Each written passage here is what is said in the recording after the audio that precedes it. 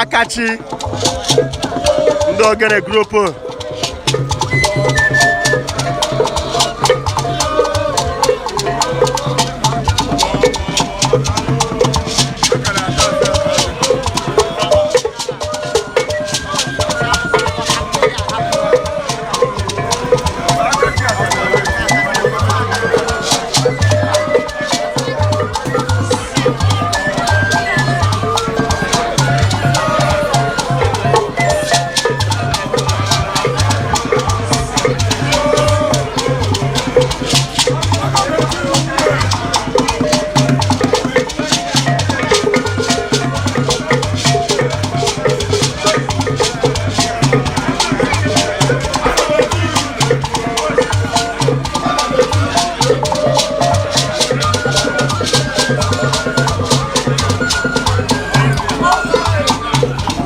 Akachi onye ụbọ ọ nọ n'ọgbọ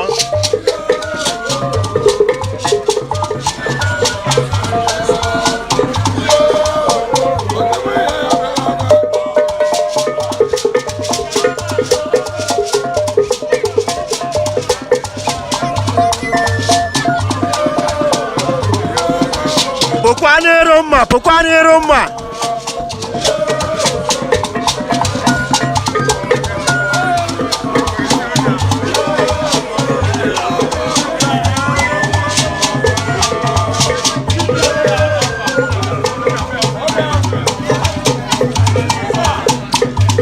onye na-abata na-agwa ya ebe ochie sere na-agwa ya ebe ọ nọ n'ụwa niile mee ka mara ebe ị nọ na-eshe vidiyo ka ọ na-aga viral na-eme ka anyị mara ebe ị nọ anyị na-asị may he so continue to rest in perfect peace ka mkpụrụ obi Mr. Kenneth Chukwuka Uzochukwu na Egede Uwani Amokwe ebe anyị nọ tata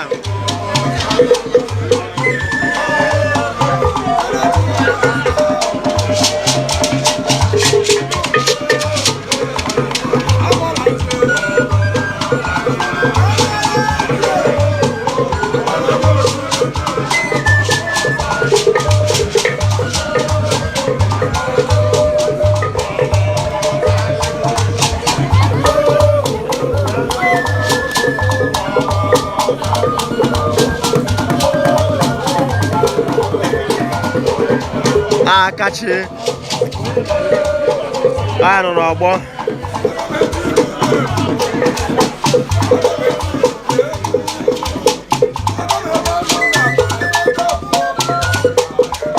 Akachi Uzochukwu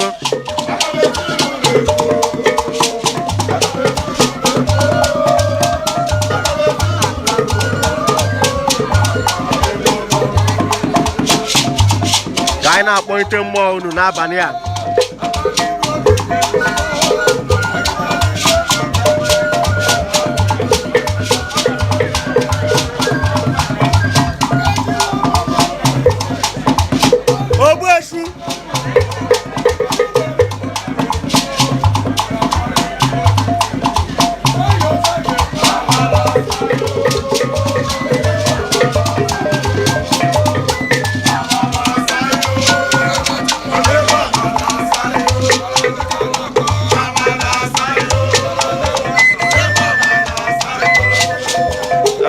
Engineer Amechieze anyị na-ekele gị ọ na USA bụ isi esirila anyị deme weze ọma anyị na-ekele gị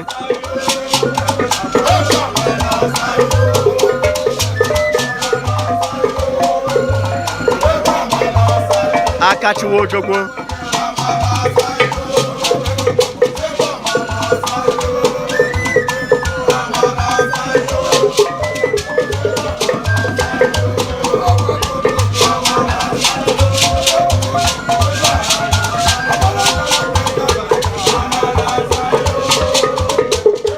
ekele gị ịma na Saturday na aha live and direct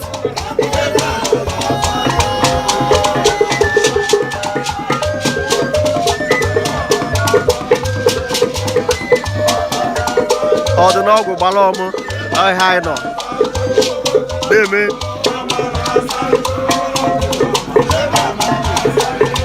share this video, let it go viral. na-agwa ya ebe isi soro na-agwa ya ebe nọ n'ụwa niile. Anyị nọ here live and direct na Egede Uwani Amokwe. Ka mkpụrụ obi Mr. Kenneth zuru ike na ndị ọkwa na-eshare vidiyo ka ndị ọzọ na-afụ ya. Ọ dịghị ezi.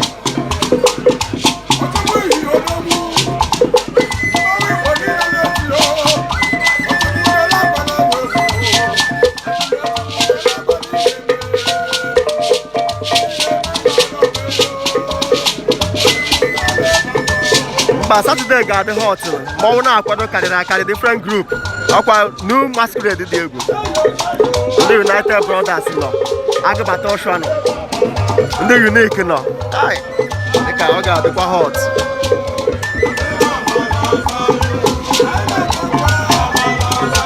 I have on YouTube. I'm okay community TV and subscribe. Most of the video back I got see here.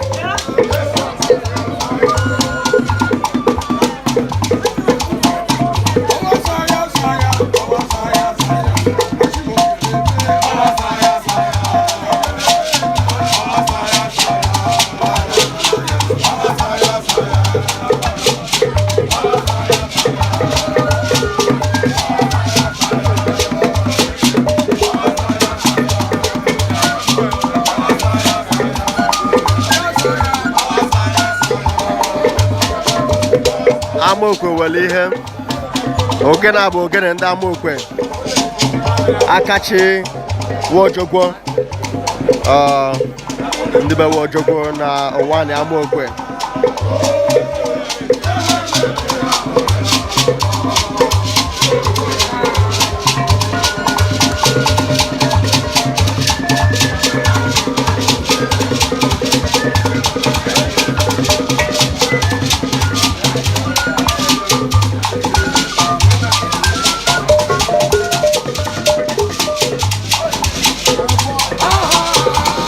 Let's check one video and in there, what's here?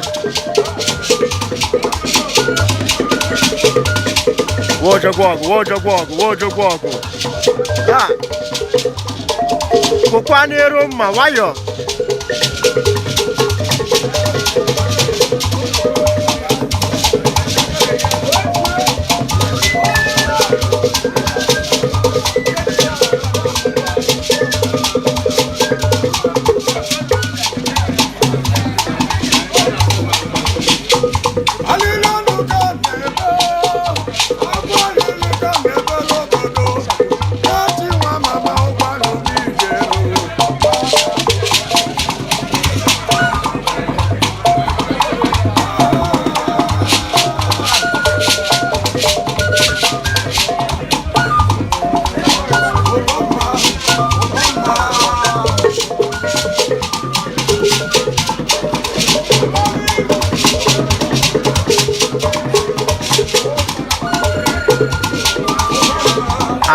May his soul continue to rest in perfect peace.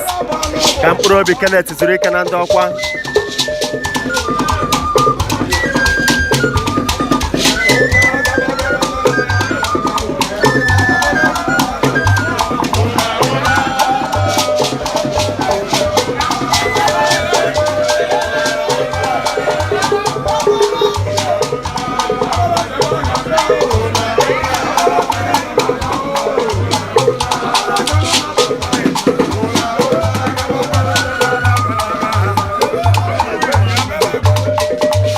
Men not here.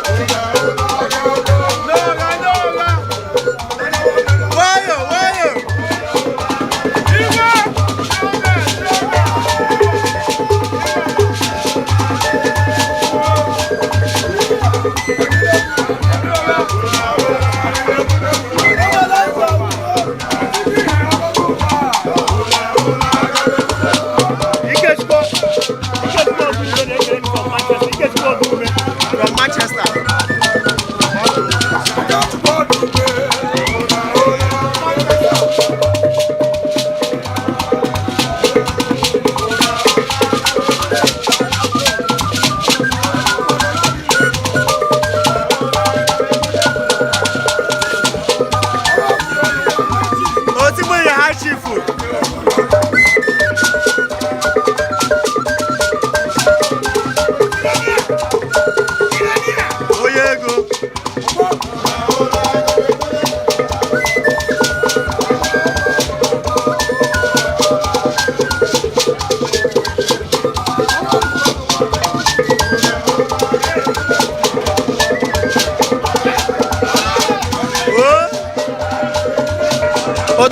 Manchester anyị na-ekene gị ịma na weekend ọ na-aha live and direct ada ụmụaka Amokwe TV ya nọ n'ụba ya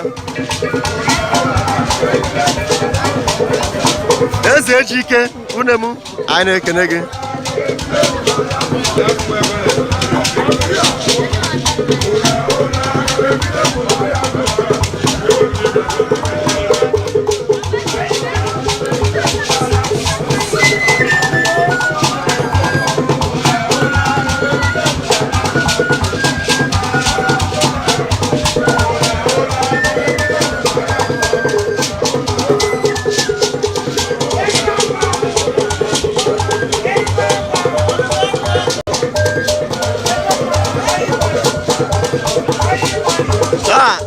Ikechukwu Agike anyị ekene gị ọnụkụ mara bụ ebo otigbu ya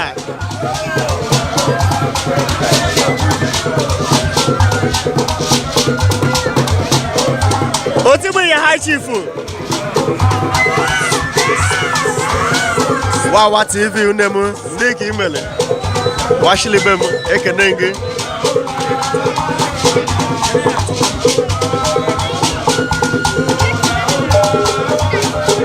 Amokwe be anyị dị mma ọchụ ahụ nke a dị egwu nkwado a na-akwado karịa ozi m wetara akarịgwo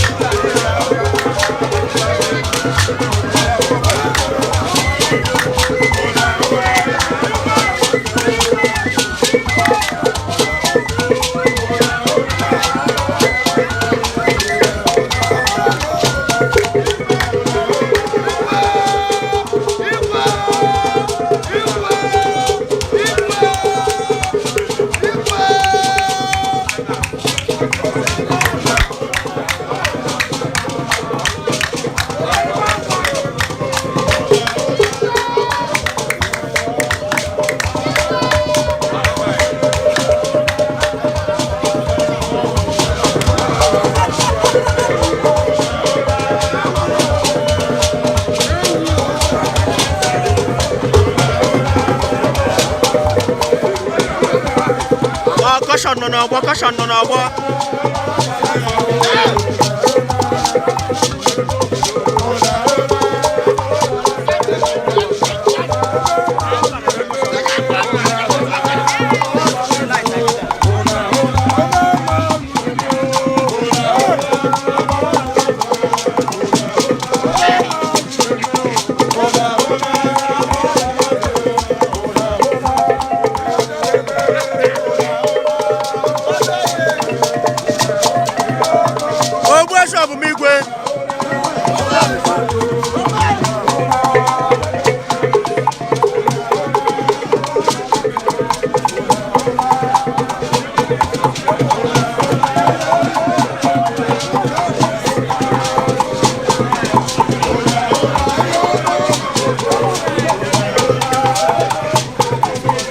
onye ọbụla na-esoro Amokwe TV na-asị gị na-agwa ya bishi esoro anyị na-agwa ya bi nọ n'ụwa niile. Anyị nọ n'Egede Uwani Amokwe ebe ọ na-akpọtụ Mr. Kenneth Chukwuka Uzochukwu bụ ihe a na-emewe kipu ya. Amokwe dị n'otu local government area na Enugu steeti.